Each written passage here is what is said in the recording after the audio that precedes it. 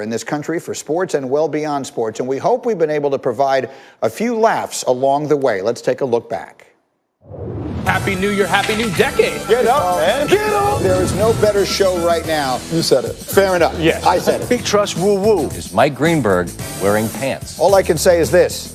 Wouldn't you like to know? We have assembled an extraordinary collection of acumen and analysis. And Jay Will. He has no idea what he's Stay in talking your role. Stop, collaborate, and listen. What grade is this? I am Wonder Mike, and I'd like to say hello. Baker Mayfield, the quarterback of the Browns here. Alex Rodriguez, the great Jack Nicklaus, Tyreek Hill. I'm calling you out, shit. The one and only Ben Affleck is in our studio. Baker, we might as well get it over with, just beat the hell out of each other. I can tell you Deflategate was bull. Young fella, calm down. Joe Burrow is going to be the #1 pick in this upcoming draft. Is Chicago a playoff team in the NFC? Hell no. Marcus Spears says, hell no. That's pretty daggum solid. Do you expect the Buccaneers offense with Tom Brady at quarterback to be great? No. You out of your damn mind. It's Tom Brady. No risky, no bisky, well, no cluey. There is no reason to think that the Cowboys won't be one of the top 5 teams. Rex, how fast is Henry Ruggs? He's pretty fast. He's not the best analyst in the business for nothing, folks. I respect Reedy, and I get sad for him when he comes on here and says ridiculous things. There are 3 potential outcomes in a football game. No, duh. If you go for the tie, it's actually better than a loss. And I don't know why these guys can't understand me. Like most geniuses, I won't be fully appreciated until long after my time. You're high.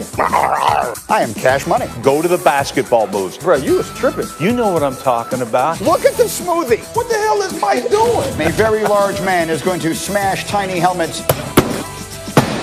Grady, you hit the table. You missed the whole thing. You hit the table. Grady. Oh. I can watch that all day long. Yeah, wait. The Eagles still got that tie, and they're still going to win. Outstanding. There's really nothing to add. That is as good as it gets.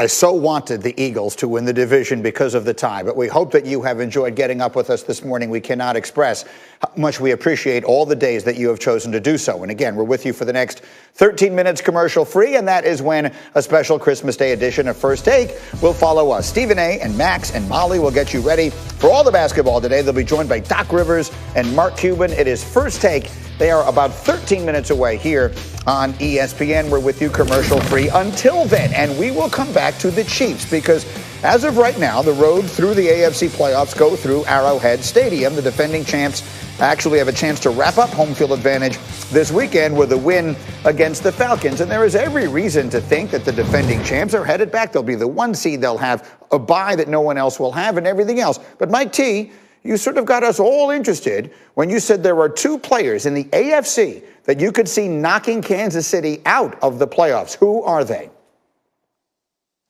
Lamar Jackson, Derrick Henry. In a 1-game season, each one of those players can completely take the game over. Look at Lamar Jackson the other night when he goes against Cleveland, comes out of the locker room, 4th and 5, hits Hollywood Brown, game over essentially. A couple of things happen along the way, but he can make plays that nobody else can. You can defend him, but all these off-schedule plays, he can just take the game over all by himself. And when you look at Derrick Henry, it goes back to those great Jet teams that we had, what Rex Ryan used to say, Greeny, which is they know we're going to run it, we know we're going to run it, and they still can't stop us. And I think that's what's going to keep Steve Spagnuolo up at night, the defense coordinator of the Kansas City Chiefs, which is Derrick Henry controlling the line of scrimmage, time of possession, and limiting Patrick Mahomes maybe to 5 or 6 possessions. So Lamar Jackson, Derrick Henry, those are the 2 players that could send Kansas City home.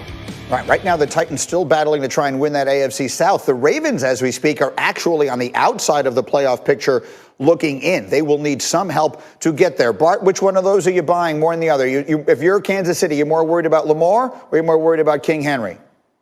I'm more worried about King Henry because I think he opens the passing game. But I think sometimes we forget that when you think about Derrick Henry and his dominance, he's getting stronger as everybody else is getting weaker.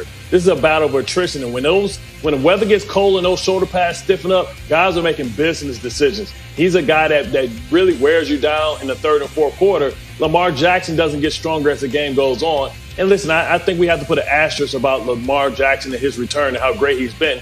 He's basically had 3 homecoming games or 2 homecoming games going against Jacksonville or going against the Dallas Cowboys. Now, I appreciate what he was able to do against Cleveland, but that's big brother smacking up on little brother. when you think about what the Titans have, maybe returning to the scene of the crime, remember he has 2,000-yard receivers. AJ Davis and Brown is going to be 1,000-yard receivers. So I think that is a different level of dimension that maybe Lamar Jackson can't add. Well, I tell you what, the folks in Baltimore are so upset they just messed with your camera because you are the former Raven, and here you are questioning the greatness of Lamar. So I just want to make sure in the 1 minute that I have left for this, you're not totally buying in on Lamar, big picture, long term, everything else, all kit and caboodle in Baltimore. Well, I think they just have to go out and get him a number one receiver. And I think, there's going to be a lot of people out there that they can sign. Maybe they can get Allen Robinson. Maybe they can go out and get Godwin. Maybe they can go out and address that position. But until you do that, and Hollywood Brown and Dez Bryant with an old Achilles is your number one or number two, the guy you're going to, you're not going to win many games, especially when you talk about going on a 3-game winning streak to get to the Super Bowl.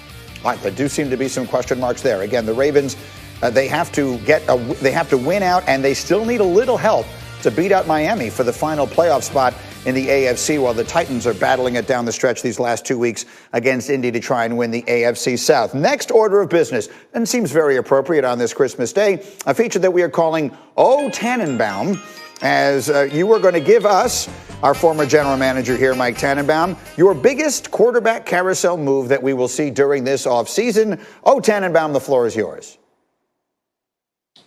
Carson Wentz is going to leave the Philadelphia Eagles after the season, and he's going to go to none other than the New England Patriots. And what a gift that's going to be for the New England Patriots.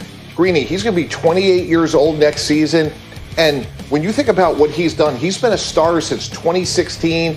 He's thrown 33 touchdowns in a single season. And if he's healthy and he's confident, Bill Belichick may have his quarterback for the next 10 years. It didn't work out with Cam Newton, a move that I liked. It just didn't work out. But boy, what a gift that could be. Carson Wentz to the Patriots, rejuvenated, healthy, look out. They could get back to the AFC East real quick. Well, it's fascinating in so many ways. And to make it clear, earlier in this program, you broke down a way that they could actually make that work with the money. It would involve Carson Wentz giving money back to the Eagles and then that being made whole on the other side of that by New England. Let's just live in a world where financially they can make that work. You worked with Bill Belichick for a long time. You've been known to sauna with the man. You're telling us that Carson Wentz is the quarterback that he would like. The skill set that Carson Wentz has is what Belichick would want. Greedy, if you study Coach Belichick over the last 25 years, he wants big, physical, strong, smart quarterbacks. Carson Wentz, when healthy, when confident, checks those boxes.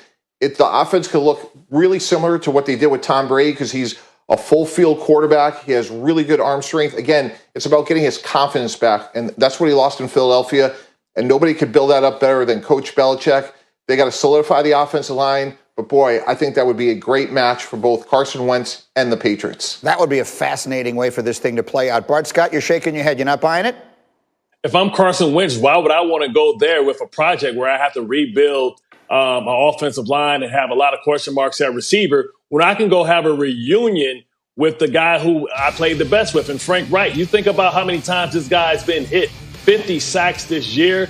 You look at Phillip Rivers in Indianapolis, he's been sacked 14 times. So you put Carson Wentz, a mobile quarterback, inside of that, behind that great offensive line, you have an opportunity for him to get back to that MVP level. They have a young running back. They have young weapons on the outside. And I think him going back to a comfortable, familiar offense will allow him to make a smooth transition. And when you think about that the Colts already have $40 million invested in their quarterback position, they'll actually be saving money with Carson Wentz coming at $38 million underneath the 40 they're spending between Jacoby Brissett and between Phillip Rivers. It's a very interesting thought, actually. It should be reminded that it's really never been the same for Carson Wentz since Frank Reich left Philadelphia. He's now the head coach in Indy. We'll keep a close eye on all of that. Meanwhile, on this Christmas morning, I know what you're wondering. You're wondering, Greeny, who's going to win all the NFL games this weekend? Well, the good news is this. I've picked them for you. Greeny's picks are brought to you by DraftKings, and they're coming your way in 3, 2...